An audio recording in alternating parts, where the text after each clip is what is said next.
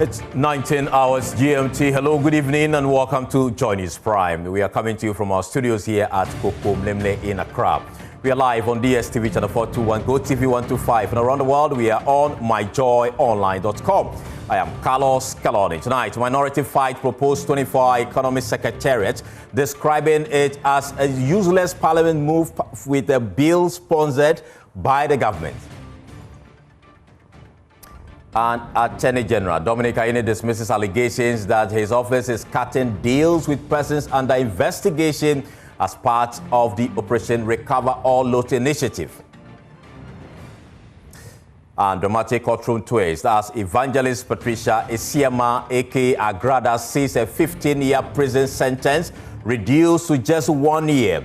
We'll hear from one of her excited church pastors. And grave injustice.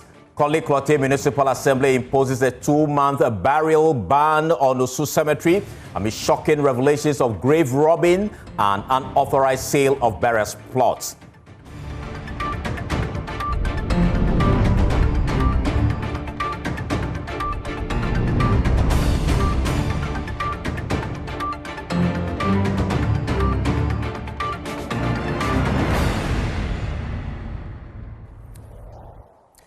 Tonight, the minority in Parliament are fighting government effort to set up a 24-hour economy secretariat to coordinate the implementation of the NDC's much talked about 24-hour economy program.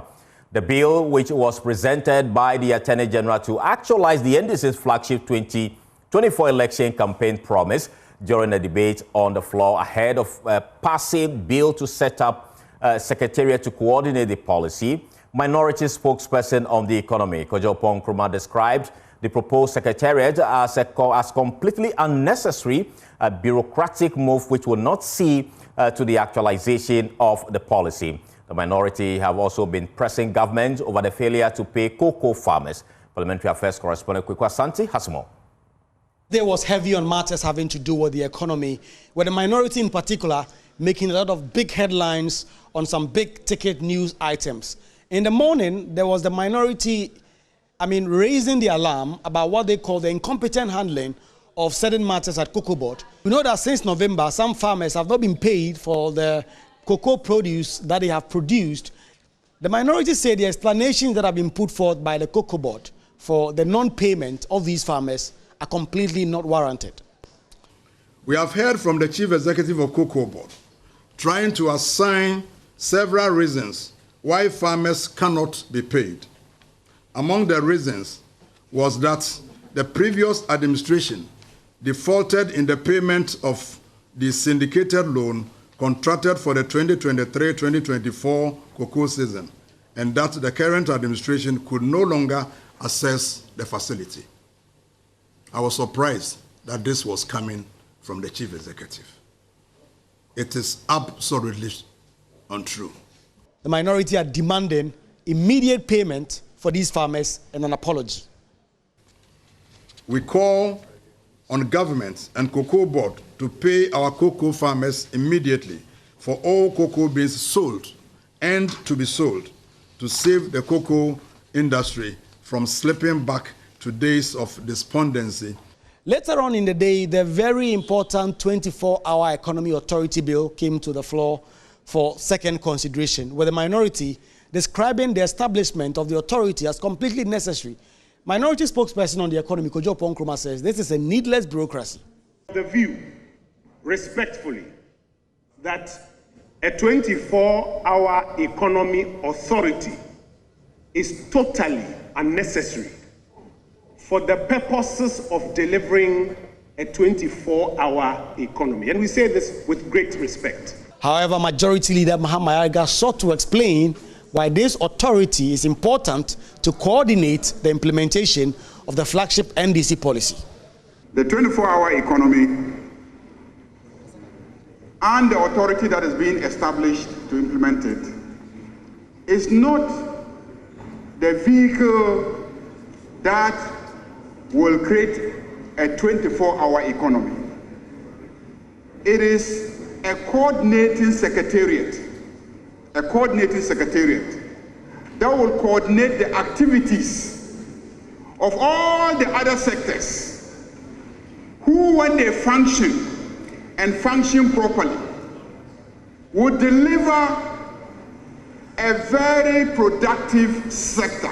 But Samuel Abujinapo, former lands minister, says this is just a job for the men. This authority is just going to be job for the men.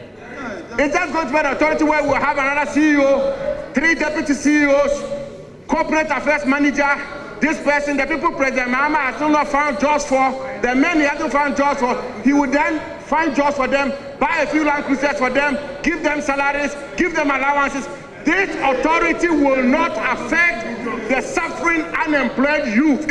Isaac Adongo, chairman of the committee, insists that the NPP have not been reading the contents of the bill and that their positions they've taken on this matter are baseless. You need to coordinate all those activities that you need to create the enabling environment for those agencies and institutions to be able to implement 24-hour economy. And that is what we are going to do. And you are beginning to shiver because somehow you thought that 24-hour economy was going to be your Ghana Beyond Aid. That never had a policy. The bill is progressing steadily on the floor with consideration stage now progressing. The government expects that some of these bills, together with the legal education reform bill, which is also progressing quite speedily on the floor of Parliament, will all be passed before the President will deliver the State of the Nation address later this month so that the President can bask in it as an opportunity. Reporting for Joy News, Kweku Asante, Parliament House, Accra.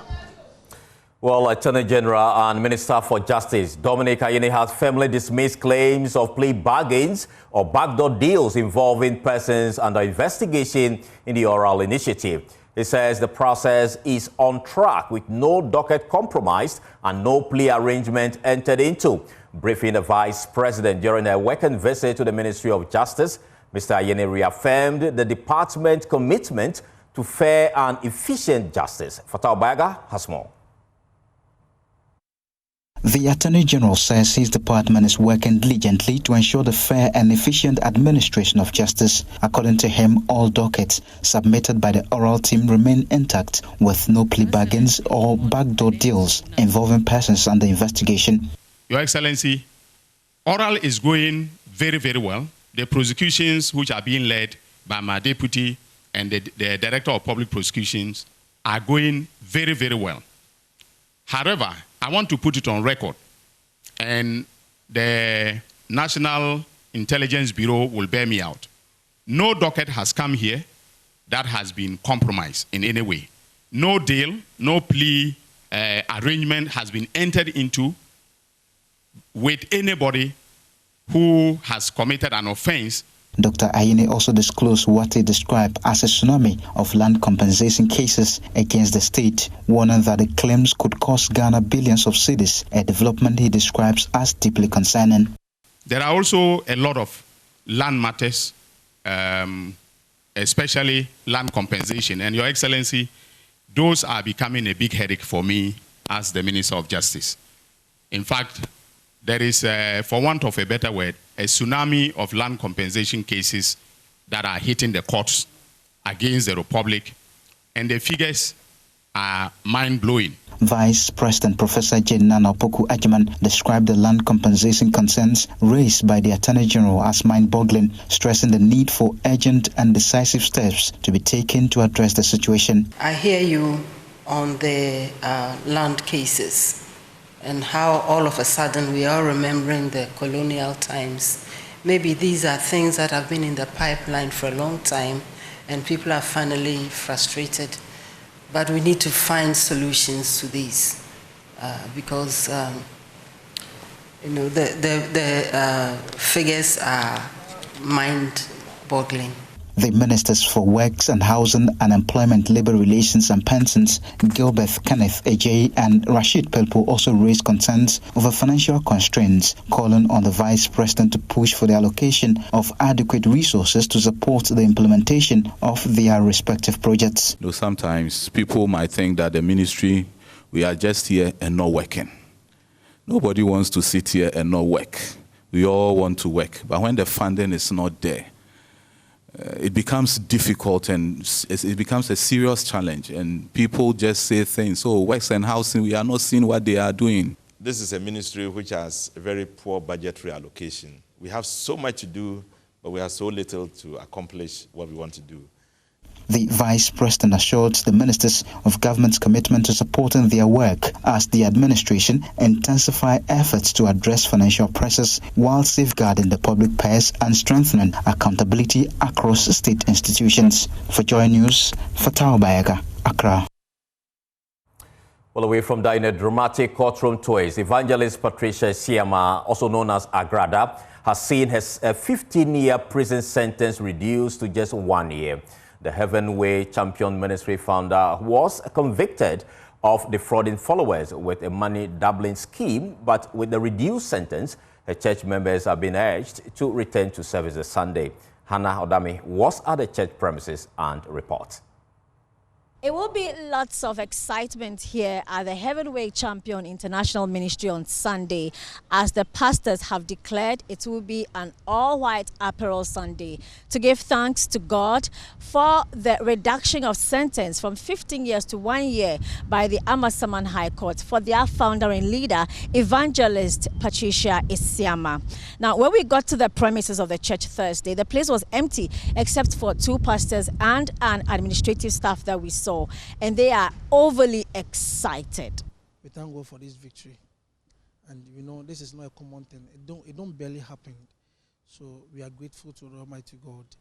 And then looking at this kind of victory, we are saying a big thanks to those who supported us, everyone, and to the judge who sat on the issue. We are saying a big thank. We are grateful. We don't know what to say. You can clearly see from my face that I'm very happy. I'm very happy. So we are praying that all the church members that have been staying home and all that, they should all come. And then Sunday is going to be a Thanksgiving service to all the church members and to ourselves. So if only you truly love Reverend Dr. Patricia, Mrs. Siama, and Prophet Evangelist Siama, you should all be here to join this victory celebration. It was a 70 for now. Many people were saying, "Oh, I'm sorry, but I want to stand on this opportunity. And maybe I tell them once the same. The time I'm going now, so for the yeah, sorry 24/7. Saturday, I'm wahana Tuesdays and Sundays every day. You have my sorry so course or months or some or mobile into no sorry the 18. Prophet Desmond is disputing claims that the church closed down when Evangelist Patricia Isiama was sent to prison. He is saying that church service has been ongoing every Tuesday and every Sunday. Attributing this particular sentence to the hand of God, they are extending a hand of invitation to all church members to be here present on Sunday to give thanks to God that their prayers and fasting have been heard.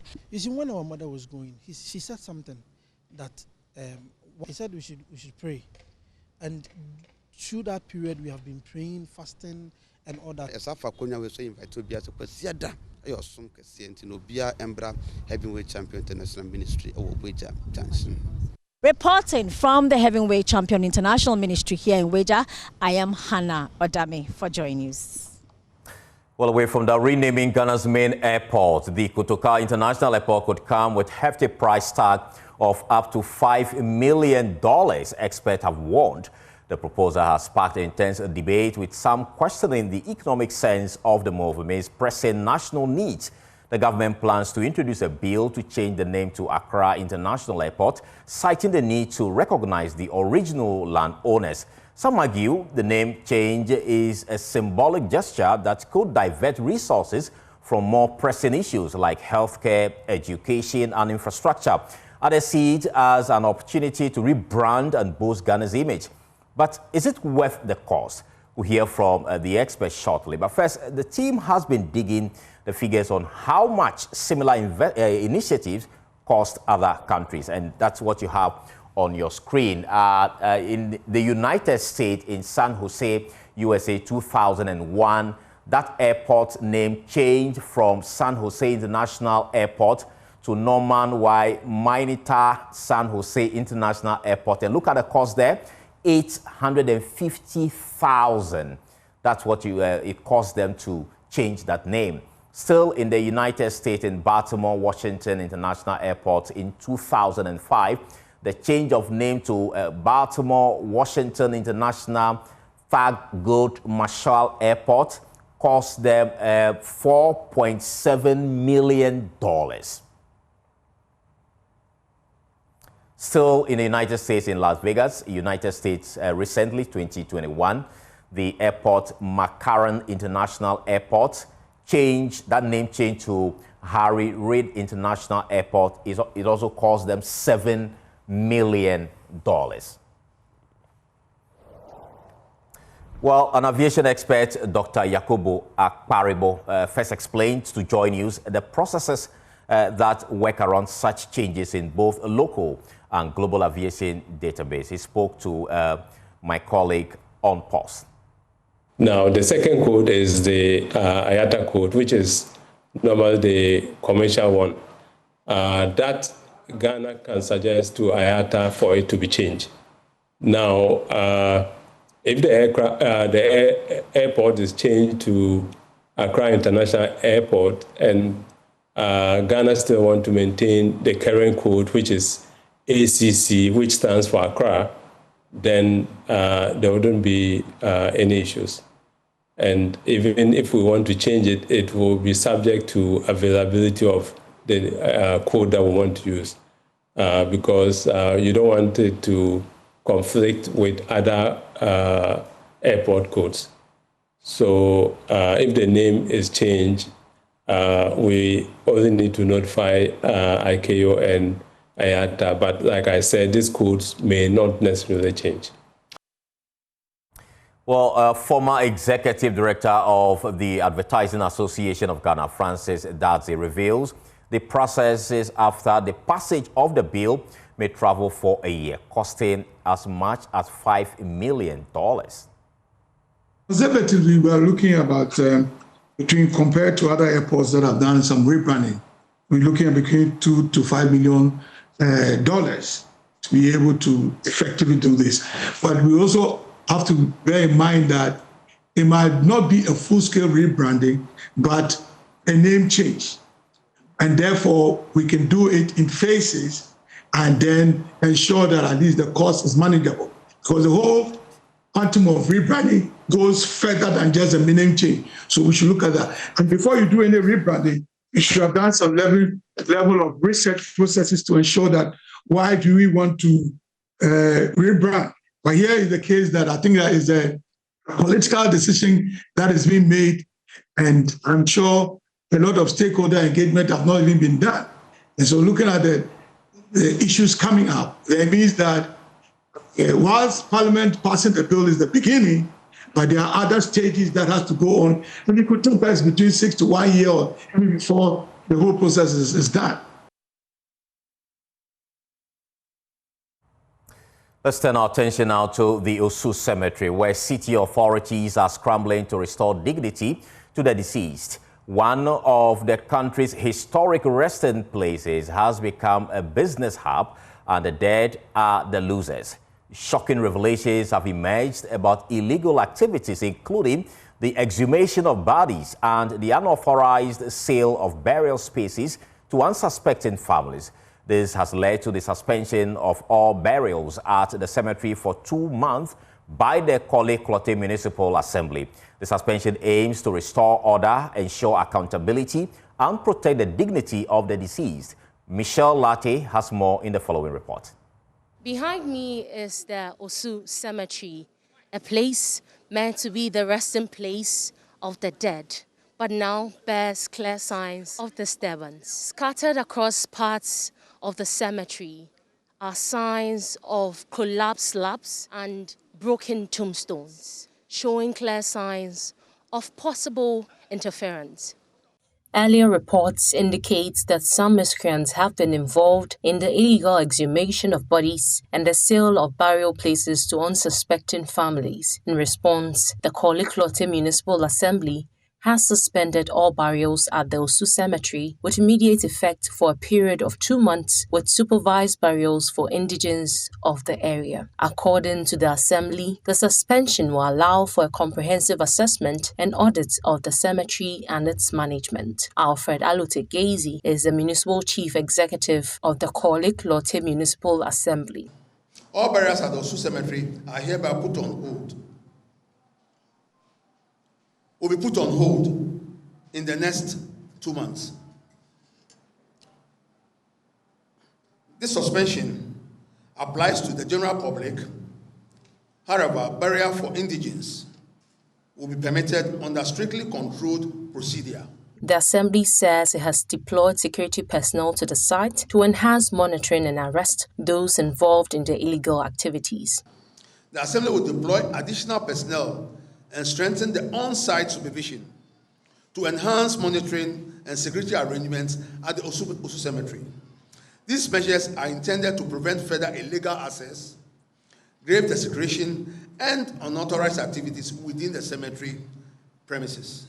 But some residents of Osu say the Assembly should reconsider that decision or explore alternative ways of addressing the situation. I don't think they are wrong. Only that I think we should temper justice with mercy sometimes, because people have bodies to bury. And you telling them to put them on hold would mean that they would have to reschedule, and that would come at a cost. Whatever preparations they've made could go against them. So I'm reaching out to the municipality to take a cool.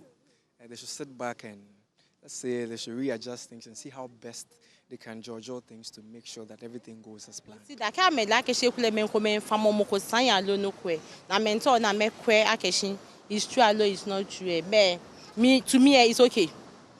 they want to carry out investigations into the alleged illegal exhumations, we are fine. It will be very disturbing if I return to visit the tombstone of my late mother and find out she has been exhumed.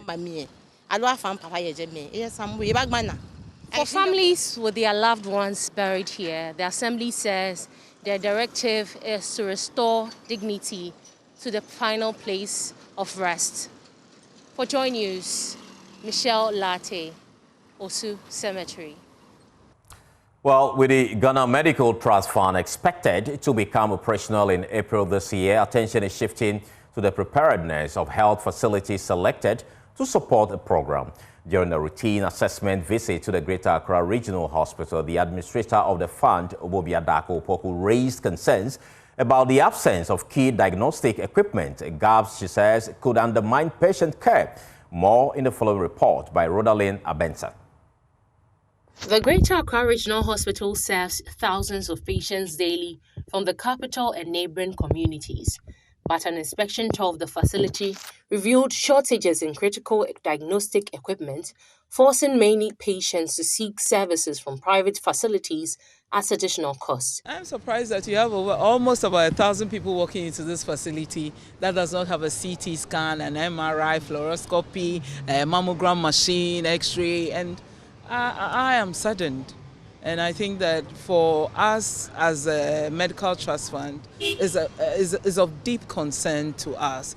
We cannot live in a capital city and our capital regional hospital cannot boast of any equipment that can be used. So everybody who walks in here, if you are not able to get your test done, has to be referred to a private facility outside this facility. Go and get your test done and bring it back for onward diagnostics or prescriptions or whatever it is. The visit forms part of a nationwide assessment of hospitals earmarked to benefit from the Mahama Cares program. The exercise aims to identify equipment and infrastructure gaps ahead of full implementation.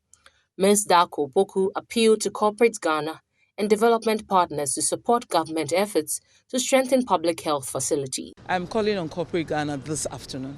It's very important that we reach out as part of our corporate social responsibilities. Let's look at healthcare. So it's important that we look at it holistically and deal with it as a matter of urgency. Our hospitals really need some help. Acting medical doctor for the hospital, Dr. Leslie Adam Zakaria, assured that measures are being put in place to safeguard any equipment the facility receives under the program. It is our firm belief that the steps that we are putting in place to protect any equipment that we will get would be good enough to save equipment from further future damage or malfunction. As preparations continue toward the April rollout, the Ghana Medical Trust Fund says closing equipment gaps and deepening public-private partnerships will be critical to improving healthcare delivery. Findings from the ongoing assessments are expected to guide resource allocation and ensure facilities like the Greater Accra Regional Hospital are better equipped to meet patient needs. Rhoda Lena Benson's report, read to you. This is what you join us, Prime. We have more after this break. Stay with us.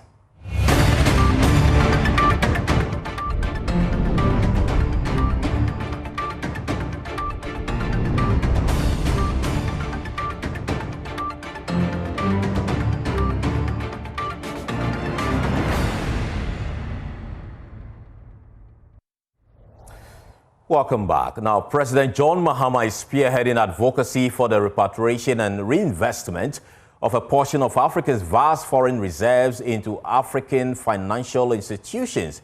He argues that due to colonial-era arrangements, much of the continent's reserves are held in Western financial institutions, where in many cases they earn little or no interest. Addressing Zambia's parliament earlier today, the president said repatriating just 30% of Africa's foreign reserves and investing them in Africa's own financial institutions would create an immense pool of capital capable of driving rapid infrastructure expansion and accelerating economic growth on the continent.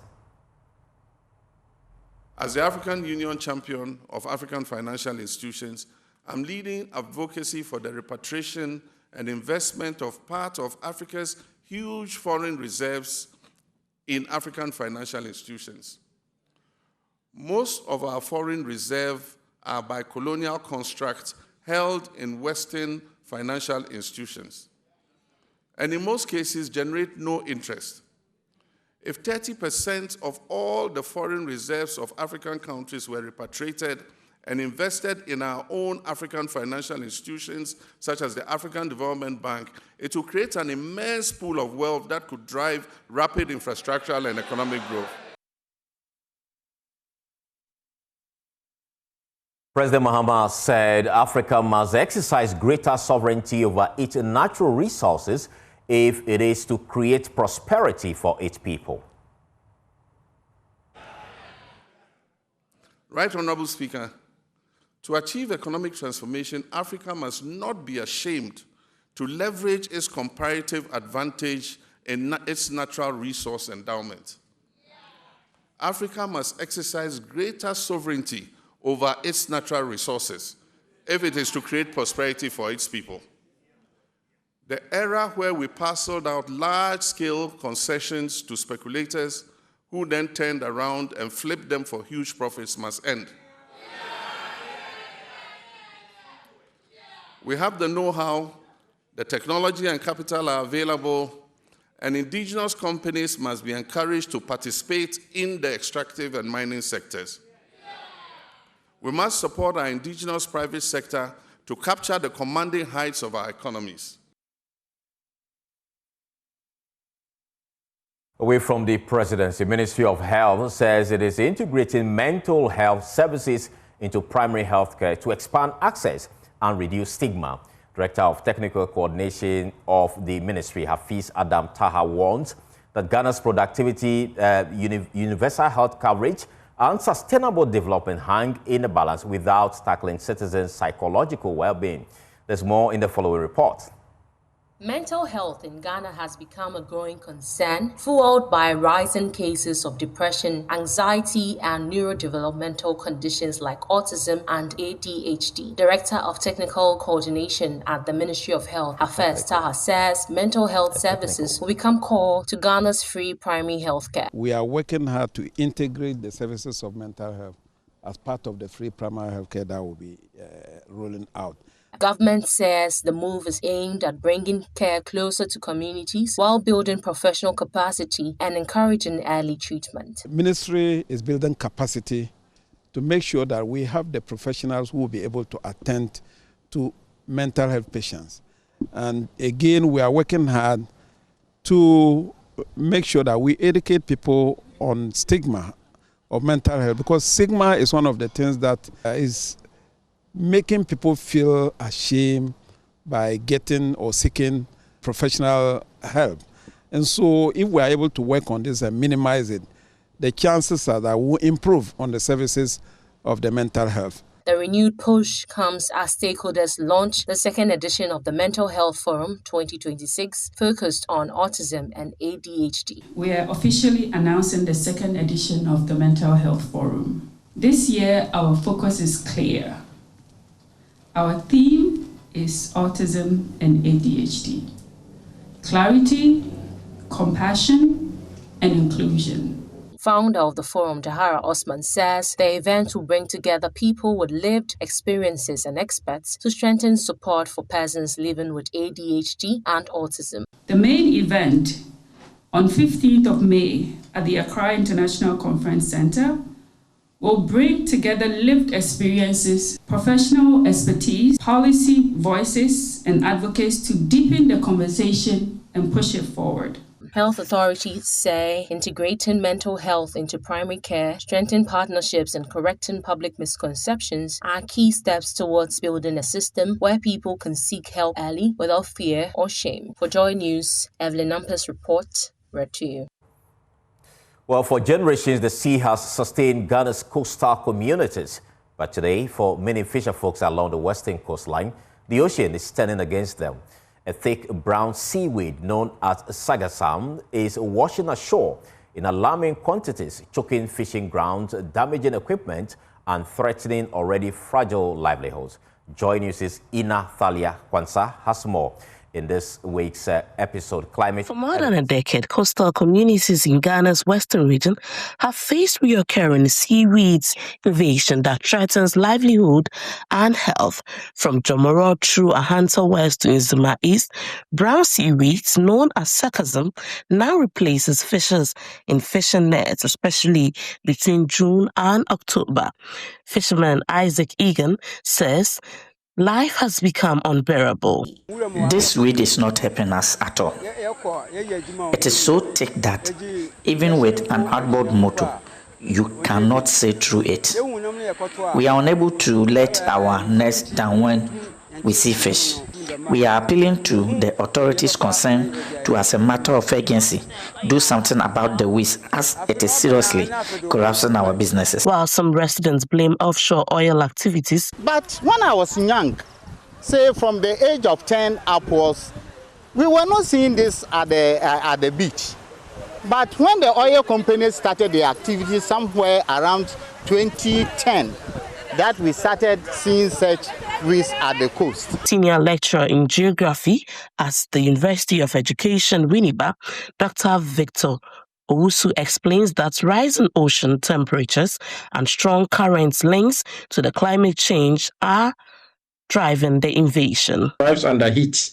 So as we are observing global rise in temperatures, the conditions at the microclimatic conditions on the ocean is quite fertile because of the heat, and also other activities from land-based activities that are washed into the ocean. Other West African coastal states are also seeing the same seaweed invasions. The seaweeds arrives during the peak fishing season, worsening economic losses. As it decomposes, it releases a pungent smell that causes itching and respiratory discomfort and has discouraged tourism. Civil society group Friends of the Nation says cleanup efforts are overwhelmed. And when at the coast, if it's also there and it decomposes, it releases a lot of pungent smell because of the H2S, the H2S within the hydrogen sulfide, and it causes a lot of respiratory problems for them. And aside that, it also causes itching. Residents say they try to clean the shore, but the weeds keep returning. We used to sweep here every week, but looking at it now, there is nothing we can do as a community. Experts are calling for stronger coastal management, regional cooperation, and investment in technologies that could turn the seaweed into economic opportunity. In Athalia Kwansa, Joy News, Western Region. This story is brought to you by Joy News in partnership with CDKN Ghana, University of Ghana Center for Climate Change and Sustainability Studies, with funding from Claire R4I Opportunities Fund. Let's now turn our attention to education, because Deputy Education Minister Dr. Clement Park is demanding a full-scale investigation into the recent fire outbreaks at 3 senior high schools in the northern region. Dr. Park made a call during a visit to Tolong and Oppong Nkrumah senior high schools, where he expressed the ministry's commitment to supporting the affected schools. Separate fires in the northern region has affected girls' dormitory of the Northern School of Business, Tolong Senior High School and Oppong Nkrumah Senior High School in the span of a week. These fires destroyed belongings, forcing school authorities to send some of the students home. Deputy Minister for Education Clement Park, who visited the area today, assured prompt action, urgent vigilance. I am worried that just in 1 week, we have recorded 3 fire outbreaks in our secondary schools in the northern region, all involving girls' dormitories. I am worried. I don't know why that is the case. So the only people with the requisite expertise to perhaps give us an idea about what happened would be the fire service. So I'll call on them to also do their part. At Oppong Nkrumah, the Oppong Nkrumah Senior High School headmaster, Atimbisa Francis, appealed for the rehabilitation of a 2018 fire-damaged dormitory, citing overcrowding. This facility was gutted by fire in 2018, which also cost us a lot. 6 rooms were affected, and each room is supposed to contain about 50 students. So in all, 300 students could not get access to these rooms. And so that has also created a lot of congestion in our dormitories. In response, the Deputy Minister for Education assured that the rehabilitation will be carried as soon as possible. So I will report back to Minister with regards to the immediate incident and what occurred in 2018. And I can assure the headmaster, the municipal chief executive, the regional minister, the regional director of education, and the district director of education that the minister, as we all know, would act with dispatch. Well, the Wa East Member of Parliament, Dr. Godfred Seydou Gisol, has bemoaned the poor state and inadequacy of health facilities in the district as he outlines strategic measures aimed at improving healthcare delivery. Wa East is currently the only district in the Upper Western region without a district hospital. Dr. Gisol revealed that plans are underway to equip the Bulenge Health Center for an upgrade into a polyclinic, a move, he says, will ease the healthcare burden on residents. Joining us is Upper West Regional Correspondent Rafiq Salam reports. Though the Wa East District is one of the largest districts in the Upper West region, it also carries the tag of one of the districts in the region with most deplorable roads. As a result of that, residents on a daily basis face a huge challenge when they have to have access to quality health care. To add salt to injury, it is the only district out of the 11 in the region that cannot boast of a district hospital.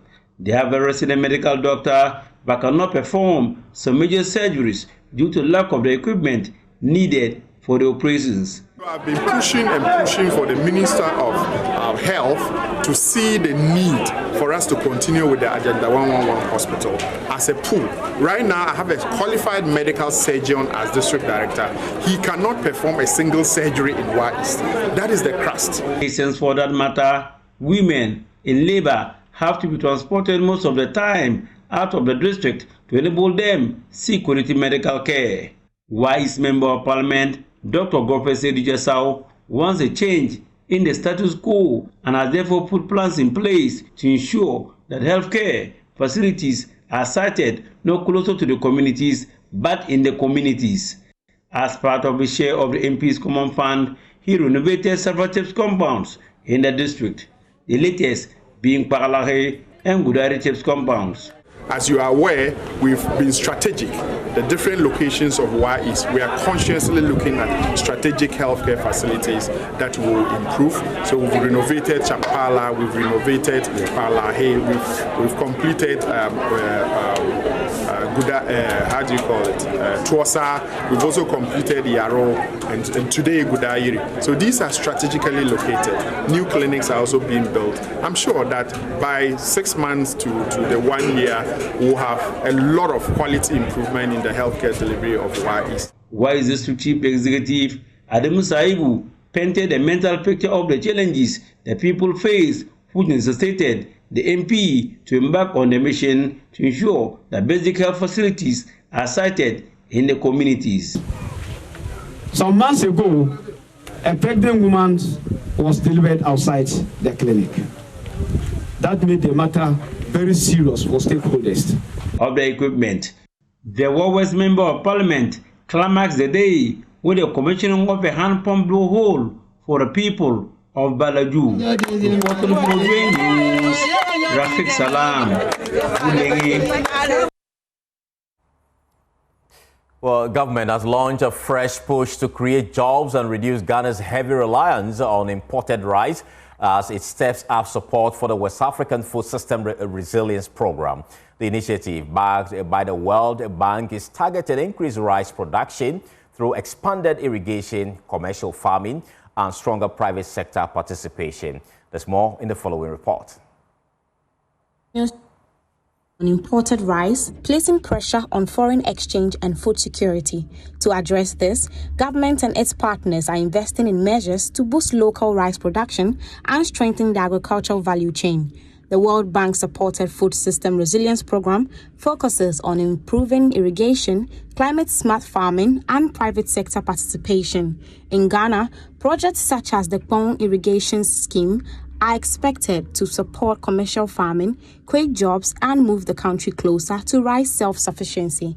Speaking during a working visit with the World Bank delegation to the Oppong Irrigation Scheme, Finance Minister Kaseo Atoforsen said government alone cannot create all the jobs needed for a growing population, stressing the importance of creating an enabling environment for private sector investment. Self-sufficient in rice to the extent that we will stop the importation of rice into our country.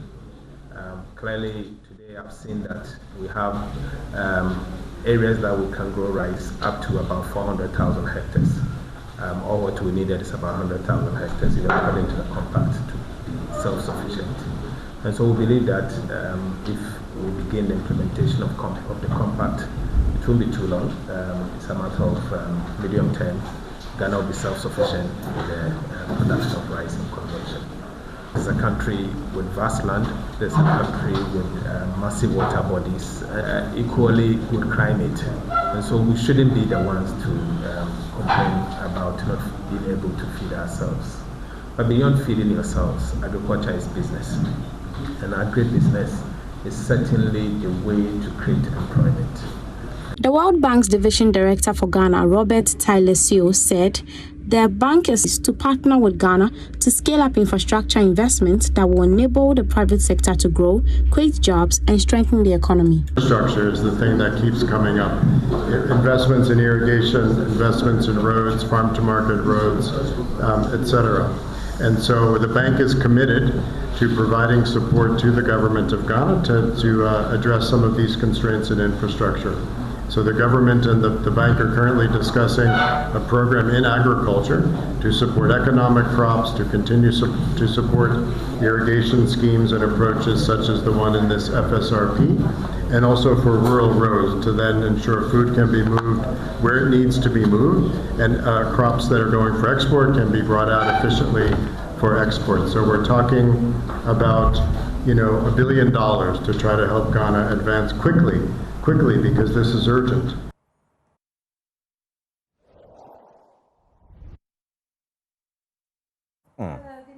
Evening, what's up? Cool. I am fantastic. I look good. But this evening, let's tell you about what's happening in the world of entertainment. A delegation from the Ghana Tourism Federation, led by its president, Seth Okran, has paid a courtesy call on the Multimedia Group Limited, the The visit was to commend the media organization for its immense contribution to the growth of tourism in Ghana through its various events and media initiatives. The delegation also called for a deliberate collaboration with the multimedia group to further promote and project the activities of the Federation in support of Ghana's tourism development. The Federation says it's optimistic that a partnership with the multimedia group will further boost awareness and development of tourism activities across the country. Seth Okran is the group's president. I'm so happy today to be here at Multimedia Group, and the conversation has been very, very fruitful. I believe that this collaboration is going to help promote Ghana tourism. Yes, we have done well over the years, but there's still more to be done. And like I mentioned, training, certification, and shop bar redesigning, transport, and all that. Multimedia have been known over the years by their role they play in national discourse and development. And we believe that this collaboration will enhance that and make our work more visible for the world to know what Ghana has to offer. Ghana have a lot to offer the world, and our collaboration, we believe that we're going to go a long way in enhancing and promoting Ghana tourism industry.